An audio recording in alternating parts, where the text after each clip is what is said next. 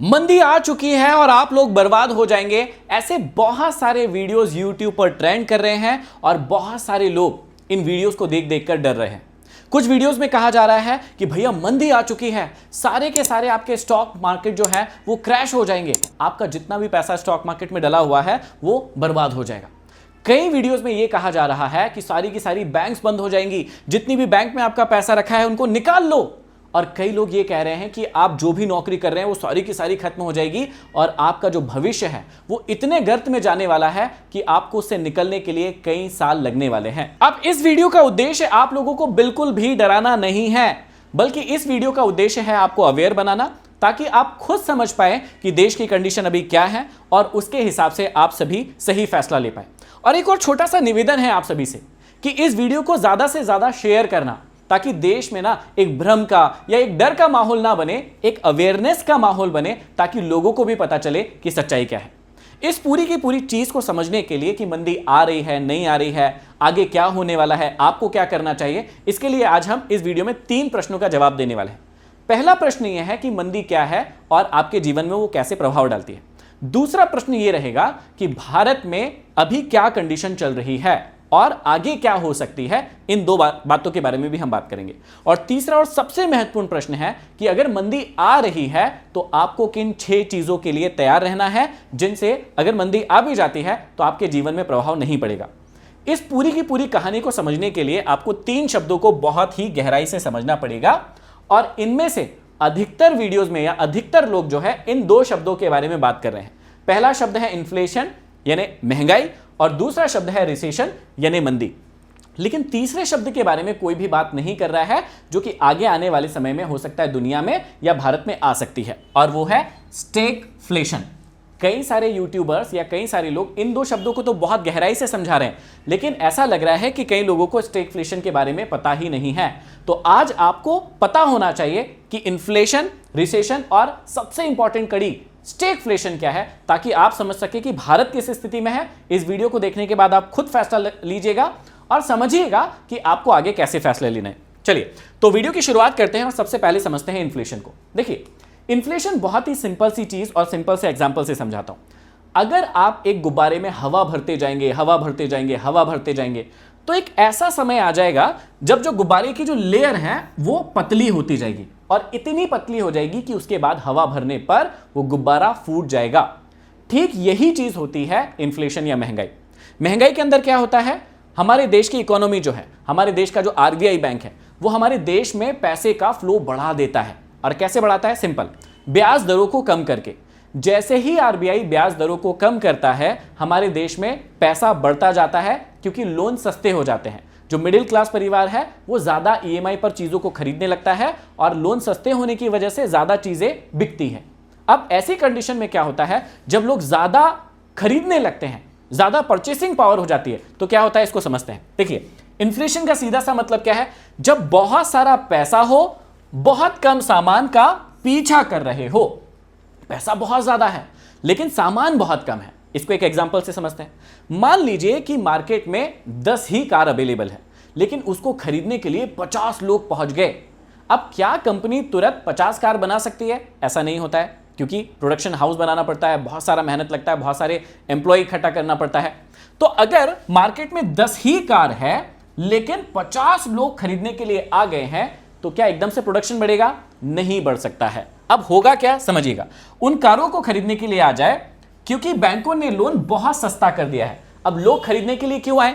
ये 50 लोगों की एकदम से हिम्मत क्यों हो गई कि हम कार खरीद लेते हैं? क्योंकि बैंकों ने लोन सस्ते कर दिए हैं। ठीक है, अब कार बनाने वाली कंपनी क्या करेगी? वह तुरंत दाम बढ़ा देगी कि भैया अगर मेरे पास चीज नहीं है तो मैं क्या कर सकता हूं, दाम बढ़ा दूंगा। उससे क्या होगा, मेरी कंपनी का प्रॉफिट हो जाएगा। 10 कार हैं, 10 तो बिकनी ही है और 50 लोग खरीदने के लिए आएंगे, तो मैं ज्यादा दाम पर बेच दूंगा ताकि उसका मुझे प्रॉफिट हो जाए। अब ऐसा होता है, यहां देश में विकास तो दिख रहा है, देश में इससे प्रोग्रेस दिखेगी, बहुत प्रोग्रेस दिखेगी कि अरे चीजें महंगे दामों पर बिक रही है और कंपनी को क्या होगा, प्रॉफिट होगा।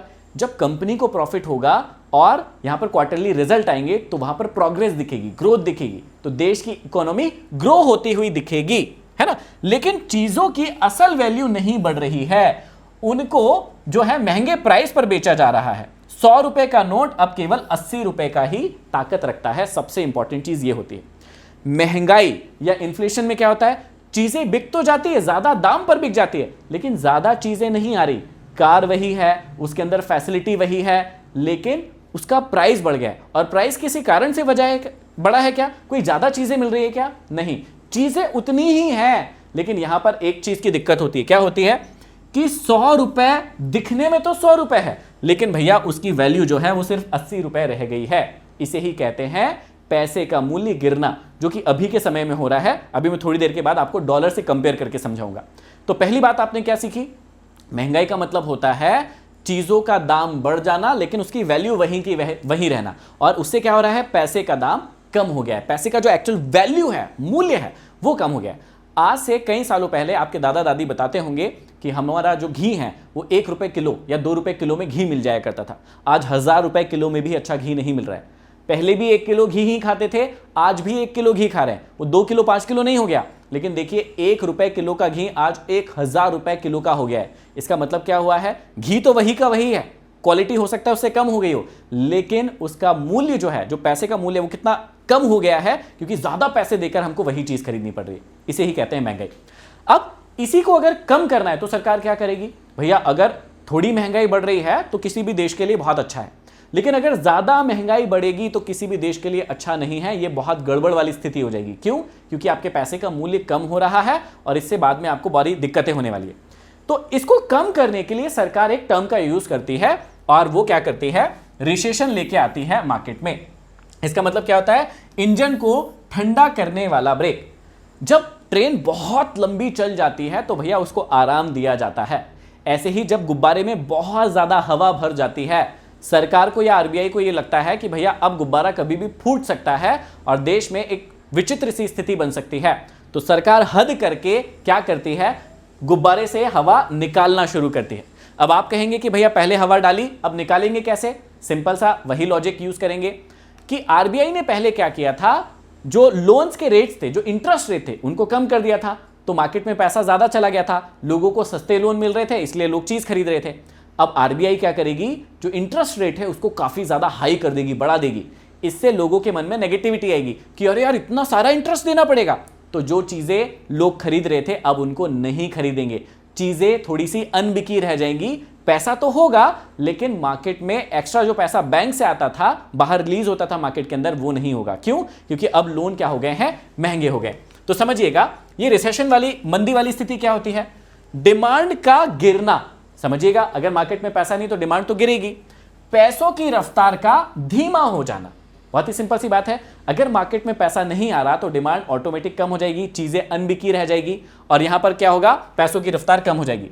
जब महंगाई बहुत बढ़ जाती है तो उसे कंट्रोल करने के लिए बैंक लोन महंगे कर देते हैं। यही बात आपको मैंने थोड़ी देर पहले समझाई कि अगर ज्यादा चीजें लोग खरीद रहे हैं, उसको कंट्रोल करना है, तो बैंक क्या करेगी? सीधी सी बात है, लोन बढ़ा देगी। उससे क्या होगा? लोग डिमोटिवेटेड होंगे और चीजों को नहीं खरीदेंगे। अब इसके एक उदाहरण से समझते हैं। लोग लोन महंगा होने से 50 लोग कार खरीदने वाले थे, उसमें से अब 40 लोग ही क्या कर रहे हैं? 40 लोगों ने अपना प्लान कैंसिल कर दिया कि भैया अब हम कार नहीं खरीदेंगे। 50 लोगों ने ड्रीम देखा था कि यार मैं कार खरीदता हूं, मेरे को इतने का लोन हो रहा है, वो बैंक गया, बात करके आ गया। लेकिन अब कुछ ही दिनों के बाद एक नोटिस आ गया और बैंक वालों ने कस्टमर को कहा कि भैया अब हम तुमको लोन जो है दे तो सकते हैं, लेकिन इतना रेट लगेगा। सामने वाला घबरा गया कि भैया इतने रेट पर तो मैं नहीं ले सकता, क्योंकि मेरा इतना सैलरी नहीं है और इतना ब्याज में हर महीने नहीं दे पाऊंगा। उसने कहा नहीं भैया अभी मैं प्लान कैंसिल करता हूं। तो क्या हुआ? 50 लोग कार खरीदने वाले थे, 40 लोगों ने जो है कैंसिल कर दिया। अब क्या होगा? ये 40 कारें शोरूम में खड़ी रहेगी। अब जब क्वार्टरली रिजल्ट आएगा तो वहां पर कार कम बिकी हुई दिखाई देगी, मतलब इकोनॉमी डाउन दिखेगी। और इससे क्या समझ में आएगा कि भैया लोग चीजों को नहीं खरीद रहे हैं, लोगों के पास पैसा नहीं है, तो रिसेशन आ रहा है। जबकि सरकार और आरबीआई मिलकर क्या कर रही है? मार्केट से पैसा सोख रही है, अपने पास लेकर आ रही है। ठीक है, ये बात समझ में आई होगी। तो इससे क्या होगा? अब कार कंपनी की कारें बिकना बंद हो जाएगी और उनका मुनाफा कम होने लगेगा। तो कंपनी नया प्लांट नहीं लगाएगी, कुछ कर्मचारियों को क्या करेगी? कंपनी से निकाल देगी। मार्केट में एक डर का माहौल बन जाएगा और लोग पैसा खर्च करने की बजाय पैसों को बचा कर रखेंगे, है ना? इकोनॉमी सुकड़ने लगेगी, मतलब श्रिंक होने लगेगी। तो इसे कहते हैं रिसेशन की कंडीशन। अब ज्यादातर लोग इस प्रकार का वीडियो बना रहे हैं कि भैया या तो महंगाई बढ़ रही है, क्योंकि अभी आप देख रहे हैं पेट्रोल के दाम बढ़ रहे हैं, तो बाकी सारी चीजों के भी दाम बढ़ेंगे। कई सारे लोग कह रहे हैं कि लोगों को नौकरी से निकाला जा रहा है, मतलब कई सारे लोग क्या कह रहे हैं कि मंदी आ रही है, मतलब रिसेशन आ रहा है। लेकिन कई लोगों को यह बात नहीं पता कि इन दोनों के अलावा भी एक कंडीशन होती है जो मार्केट में बनती है और जो सबसे खतरनाक कंडीशन होती है। अच्छा इन्फ्लेशन जो है, स्टैगफ्लेशन कहते हैं उसे, अच्छा जो इन्फ्लेशन होता है वो मार्केट के लिए हेल्दी होता है। ज्यादा बढ़ने पर रिसेशन की कंडीशन बनने लगती है। फिर उसके बाद में रिसेशन जो भी होता है वो भी मार्केट के लिए अच्छा होता है, क्योंकि इसमें मार्केट खुद चाहता है, मतलब आरबीआई और गवर्नमेंट खुद चाहती है कि यहां पर रिसेशन आए ताकि लोग थोड़े से हल्के हो जाए, एकदम से परचेसिंग पावर इतनी बढ़ गई है। लेकिन जो तीसरी कंडीशन है ना, वो मार्केट के कंट्रोल में नहीं रहती, ना ही गवर्नमेंट के कंट्रोल में रहती है और ना ही आरबीआई के कंट्रोल में रहती है। और इंडिया में हो सकता है कि भविष्य में ऐसी कुछ कंडीशन आ सकती है। क्या आएगी, आप मुझे कमेंट बॉक्स में कमेंट करके बताइएगा। पहले इसको समझिए कि स्टैगफ्लेशन होता क्या है। हैंड ब्रेक लगाकर एक्सीलेटर दबाना। अब मान लीजिए कि आप एक कार चला रहे हैं, कार में आपने क्या कर दिया है, हैंड ब्रेक लगा दिया है, मतलब पैसे को मार्केट में नहीं जाने दे रहे हैं। पहली चीज, पैसे को मार्केट में भी नहीं जाने दे रहे हैं, पैसे को आपने रोक लिया है, लेकिन उसके बाद भी आप एक्सीलेटर दबा रहे हैं, एक्सीलेटर दबा रहे हैं, एक्सीलेटर दबा रहे हैं। अब किसी कार में अगर आपने हैंड ब्रेक भी लगा दिया है और एक्सीलेटर भी दबा दिया है, तो सोचकर देखिए कि कार का क्या हाल होने वाला है। कार का इंजन तो समझ लीजिए ब्लास्ट होने वाली कंडीशन पर आ जाएगा। तो स्टैगफ्लेशन जो है वो ऐसी ही एक कंडीशन है। स्टैगफ्लेशन के अंदर क्या होता है कि कार में हैंड ब्रेक भी लगाया जाता है और खूब स्पीड से खूब रेस दी जाती है, खूब रेस दी जाती है। अब ना तो कार आगे बढ़ रही है और ना ही कार में कुछ गतिविधि हो रही है, तो इससे क्या होगा, कार जो है भैया डिस्ट्रॉय हो जाएगी, खत्म हो जाएगी। कार का पेट्रोल भी खत्म हो रहा है और कार कहीं जा भी नहीं पा रही है क्योंकि आपने हैंड ब्रेक लगा दिया। ठीक यही कंडीशन होती है स्टैगफ्लेशन की। इसमें क्या होता है, ये दो शब्दों से मिलकर बना होता है, समझिएगा। स्टैगफ्लेशन में इन्फ्लेशन भी होती है, मतलब महंगाई भी आ जाती है, और रिसेशन भी आ जाता है, मतलब मंदी भी आ जाती है। लोगों के पास पैसा भी नहीं है। देखो दोनों चीजें हो गई है। इन्फ्लेशन में क्या हो रहा था, लोगों के पास पैसा आ रहा था और चीजें जो है ज्यादा बिक रही थी। रिसेशन में क्या हो रहा था, लोगों के पास पैसा नहीं रह रहा था और चीजें सस्ती हो रही थी। ठीक है, ये दोनों कंडीशन मार्केट के लिए अच्छी है। लेकिन स्टैगफ्लेशन में क्या हो रहा है, यहां पर भैया चीजें भी महंगी हो रही है, मतलब महंगाई भी बढ़ रही है और लोगों के पास पैसा भी नहीं आ रहा है।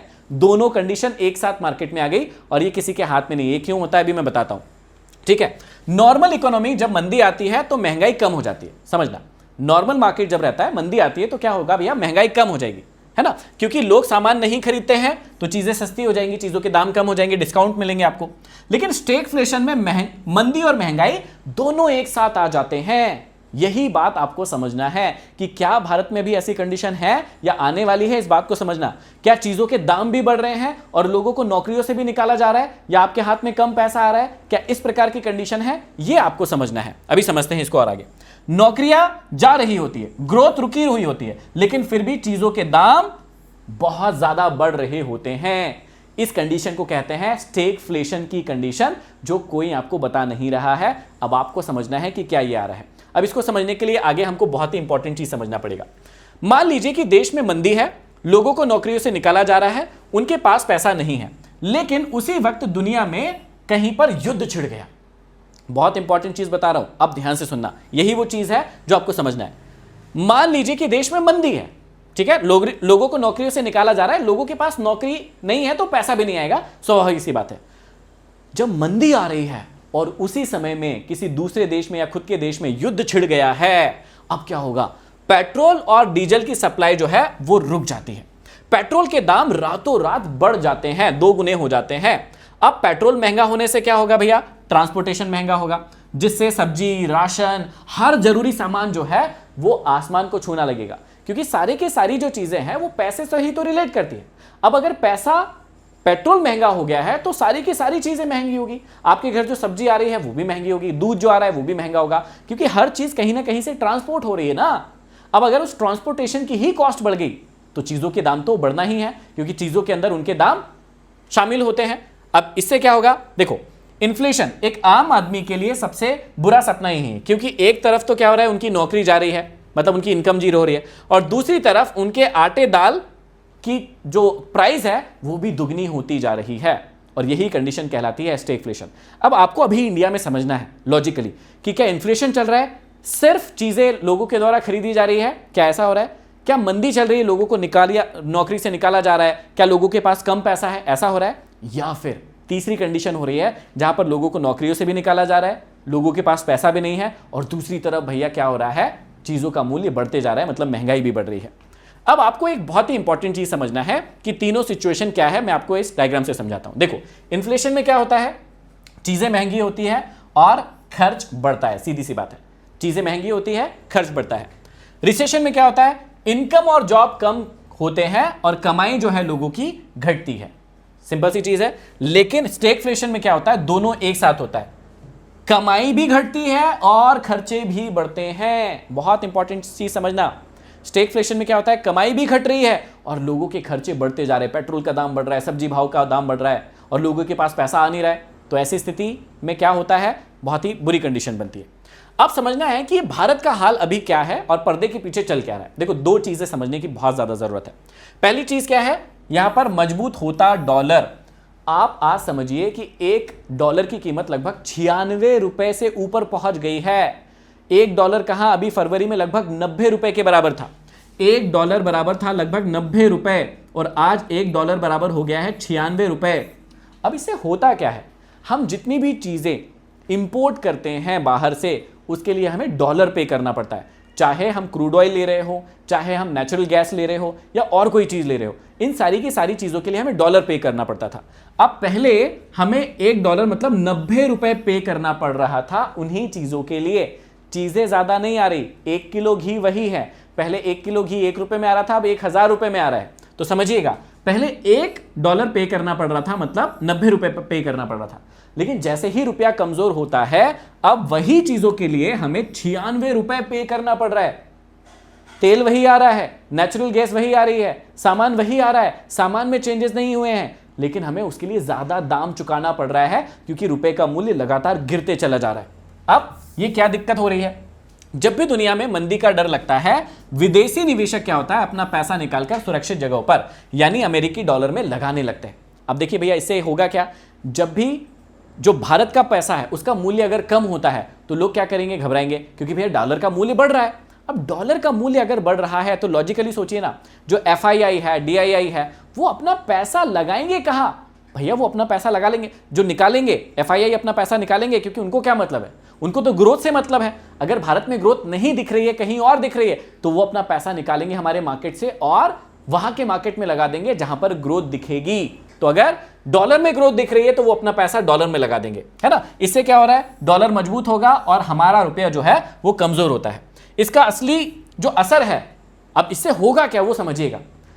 इंडिया बहुत सारी चीजें जो है बाहर से खरीदता है, जैसे ऑयल हो गया, इलेक्ट्रॉनिक आइटम हो गए, चिप्स हो गई, गोल्ड हो गया, फर्टिलाइजर हो गया, बहुत सारी चीजें जो है इंडिया बाहर से खरीदता है। अब जब हम बाहर से डॉलर में चीजों को खरीदेंगे तो आपको खुद को समझ में आ रहा होगा कि जहां $1 बराबर 90 रुपया था, एक चीज हमें 90 रुपए में पड़ रही थी, वही अब 96 रुपए में पड़ रही है। तो हमारे लिए चीजें कितनी ज्यादा महंगी हो जाएगी, इस बात को समझिएगा।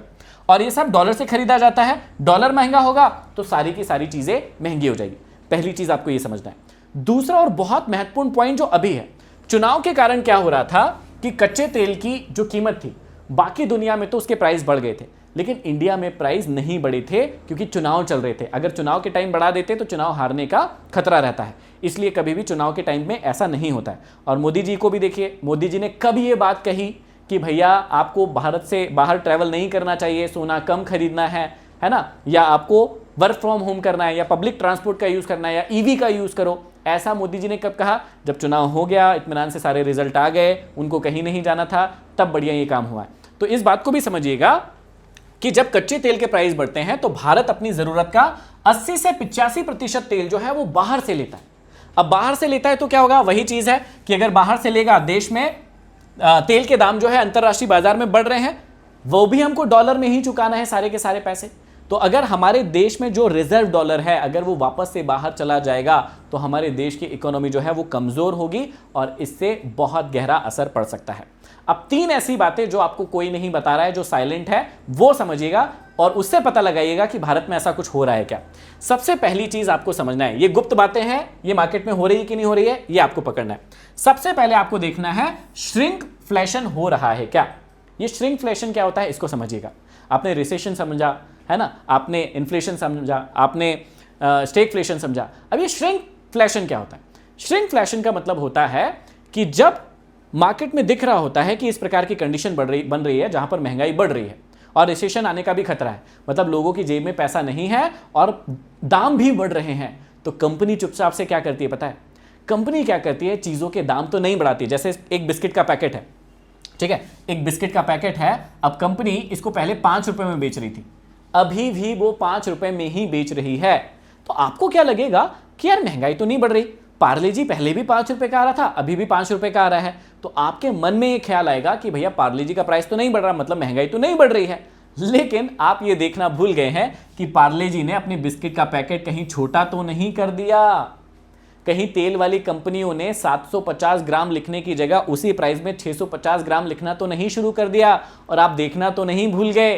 तो आपको इस चीज को नोटिस करना है, क्या ये मार्केट में हो रही है? इसको बोलते हैं श्रिंकफ्लेशन। इसका मतलब क्या होता है कि कंपनी चीजों का दाम नहीं बढ़ाती है, उनकी कॉस्ट तो बढ़ रही है लेकिन वो चीजों का प्राइस नहीं बढ़ा रही है, क्योंकि उनको पता है यहां पर महंगाई भी बढ़ रही है और आपके पास पैसा भी नहीं है। तो अगर कंपनी ने चीजों के प्राइस बढ़ा दिए तो आप उनकी चीजें नहीं खरीदोगे, जिससे उनकी चीजें अनबिकी रह जाएगी और वो बहुत बड़ी प्रॉब्लम में आ सकते हैं। इस बात को समझिएगा। तो कंपनी ऐसा नहीं करती है। कंपनी क्या करती है? चीजों को कम कर देती है। बिस्किट का पैकेट है, दाम वही रखा लेकिन बिस्किट कम कर दिए। तेल वाली कंपनी है, दाम वही रखा लेकिन तेल कम कर दिए। इस बात को समझिएगा। तो क्या ये हमारी कंट्री में हो रहा है? ये आपका होमवर्क है, आपको समझना है कि क्या हमारी कंट्री में अभी श्रिंकफ्लेशन हो रहा है, इसको समझिएगा।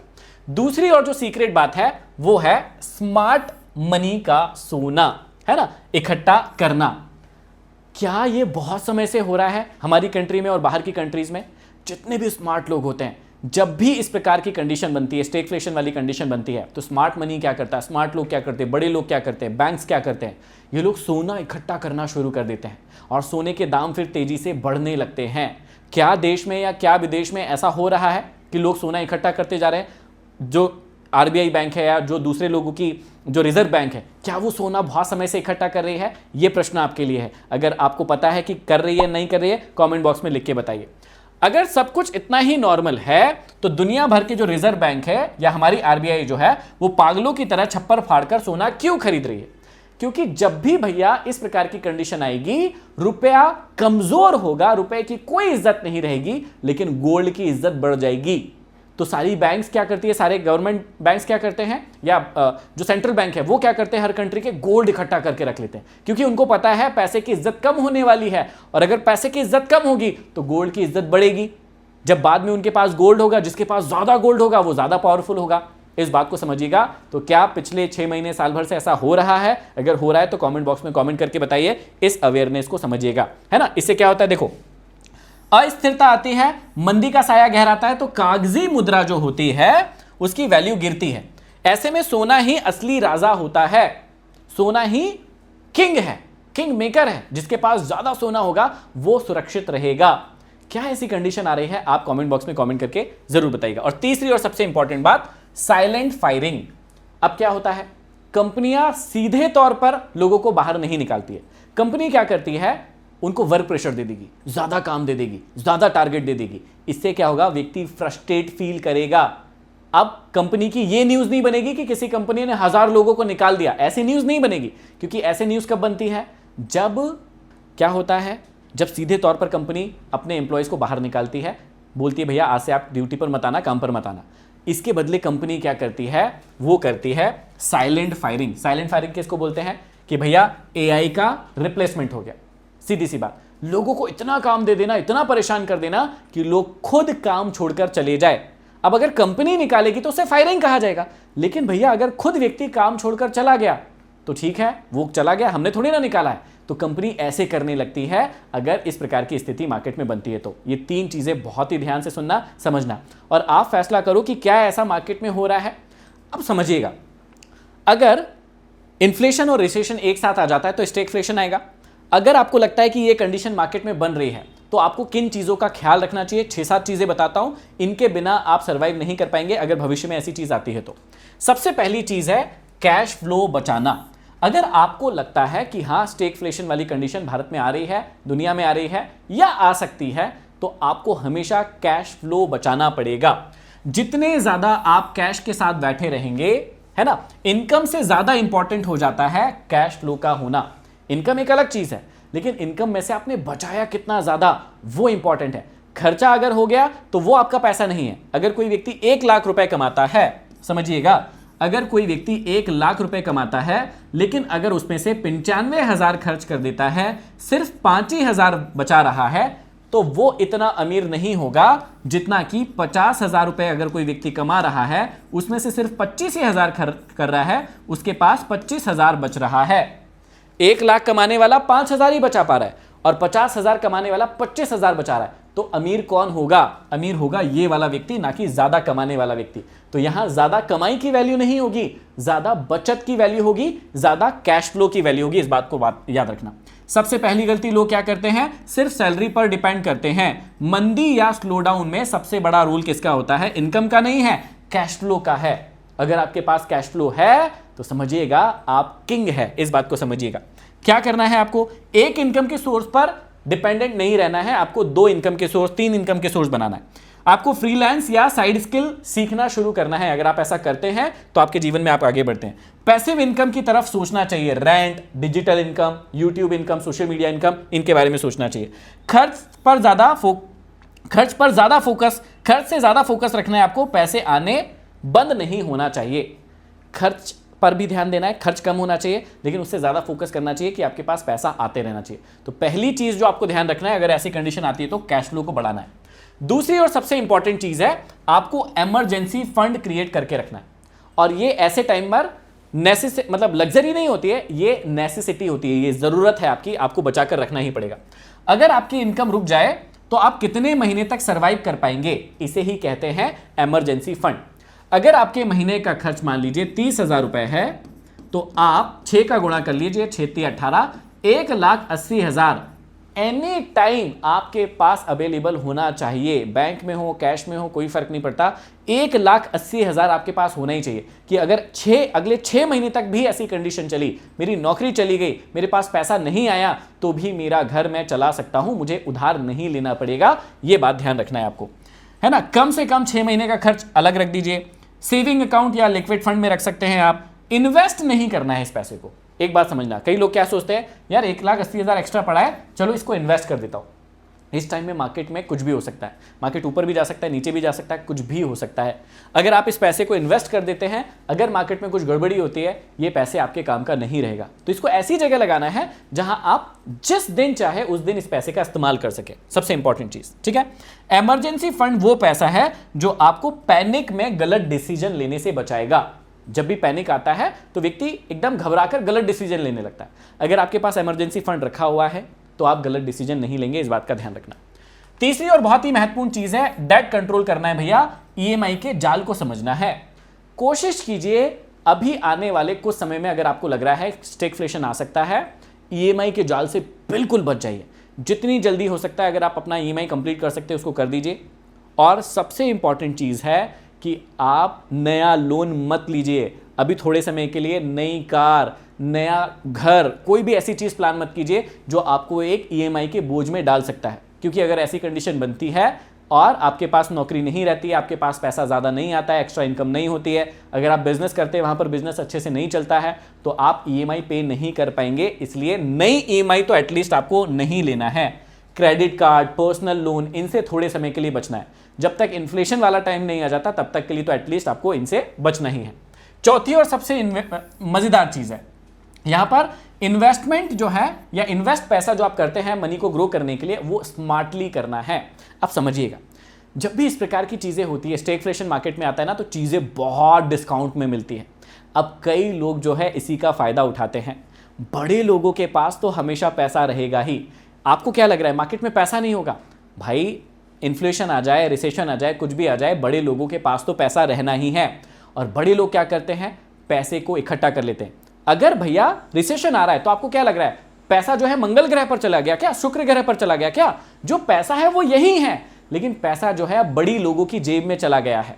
तो अगर बड़े लोगों के पास पैसा है तो वो इसे अपॉर्चुनिटी की तरह मानते हैं, ना कि इसको फेलियर की तरह मानते हैं। तो जब ऐसी कंडीशन आती है स्टैगफ्लेशन वाली, तो सारा का सारा मार्केट धड़ाम होता है, गिरता है, और ऐसे समय में लोग अपना कैपिटल लगाते हैं चीज़ों को सस्ते दामों पर खरीदने के लिए और वहां से अपनी वेल्थ को बिल्ड करते हैं। तो जो चीज़ आपके लिए मुसीबत है वही चीज़ बड़े लोगों के लिए मौका बन जाती है। और अगर आपको भी बड़ा बनना है तो सिंपल सी चीज़ है, आपको ध्यान देना पड़ेगा, ज़्यादा से ज़्यादा कैश फ्लो के साथ बैठना है ताकि आप इन अपॉर्चुनिटीज़ का फायदा उठा लें। अब ऐसे में क्या होता है, लोग अपनी एसआईपी को डिसकंटिन्यू करते हैं, वो गलती मत करो। सबसे इंपॉर्टेंट चीज़ है, पैनिक में उसको बंद नहीं करना है। एक साथ लमसम कभी भी मत डालो। आपको लग रहा है अरे मार्केट गिरा, एक साथ लमसम डाल देता हूं, नहीं, आपको पता नहीं है कितना और गिर सकता है, इसलिए इसका भी ध्यान दो। गोल्ड को और सिल्वर को आप हेज के रूप में रख सकते हो और ओवर रिस्क से बचना चाहिए। क्रिप्टो मार्केट या इस प्रकार का जो वॉलेटाइल मार्केट होता है उससे बचना चाहिए। गोल्ड को आप हेज के रूप में जरूर रख सकते हो क्योंकि बड़ी बड़ी संस्थान, बड़ी बड़ी सेंट्रल बैंक जो है गोल्ड को हेज के रूप में रखती है, तो आप भी इसका फायदा उठा सकते हो। पांचवी चीज है, स्पेंडिंग माइंडसेट को आपको बदलना है।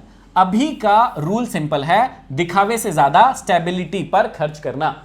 कई लोग बार बार खर्च करके उनको दिखावे की आदत हो जाती है और वो आदत उनकी नहीं छूट पाती है। ऐसे टाइम में दिखावे को हमको खत्म करना पड़ेगा और स्टेबिलिटी पर ध्यान देना पड़ेगा। छठवीं चीज है, सबसे इंपॉर्टेंट है, अपनी स्किल को अपना वेपन बनाना है भैया। बहुत ही इंपॉर्टेंट चीज है क्योंकि जब भी ऐसी कंडीशन आती है, किसी के लिए मुसीबत होती है तो किसी के लिए मौका होती है।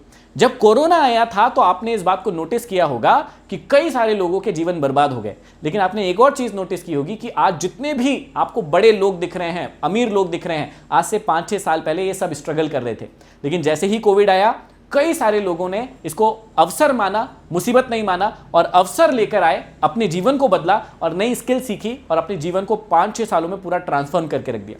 अब ऐसे ही अगर आपको एक मनी मास्टरी की स्किल सीखना है तो हम इसके लिए क्लासेस लेकर आ रहे हैं जो शुरू होगी 10 जून को रात को 9 बजे से लेके 15 जून रात को 9 बजे तक चलेगी। लगभग 2 घंटे की हर दिन क्लास होगी और इसमें आपको मनी मास्टरी के बारे में सिखाया जाएगा।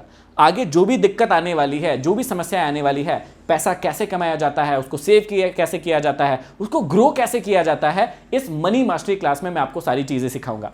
इसका प्राइस जो है सिर्फ और सिर्फ 99 रुपए है, तो कोई बहुत ज्यादा फीस नहीं है। करीबन 6 दिन ये क्लास चलेगी, हर दिन 2 घंटे की क्लास होगी। अगर आप चाहते हैं कि आप भी इस टाइम में कोई नई स्किल सीखे, अपने आप को कोई नई स्किल सिखाए, और इस टाइम में सबसे महत्वपूर्ण स्किल होती है मनी की स्किल, तो आप क्या कर सकते हैं, हमारा व्हाट्सएप नंबर है 6265903016। इस पर आपको लिखकर भेजना है हेलो तत्वम मनी। इंपॉर्टेंट चीज क्या है, आपको हेलो तत्वम मनी इस नंबर पर व्हाट्सएप करना है, नॉर्मल मैसेज नहीं करना है। तो हमारी टीम क्या करेगी, आपको इस क्लासेस की लिंक भेज देगी और आप उस लिंक से इन क्लासेस को ज्वाइन कर सकते हैं। बहुत ही इंपॉर्टेंट क्लास होने वाली है, मनी की स्किल्स को हम सीखने वाले हैं जो आपकी लाइफ को ट्रांसफॉर्म कर देगी।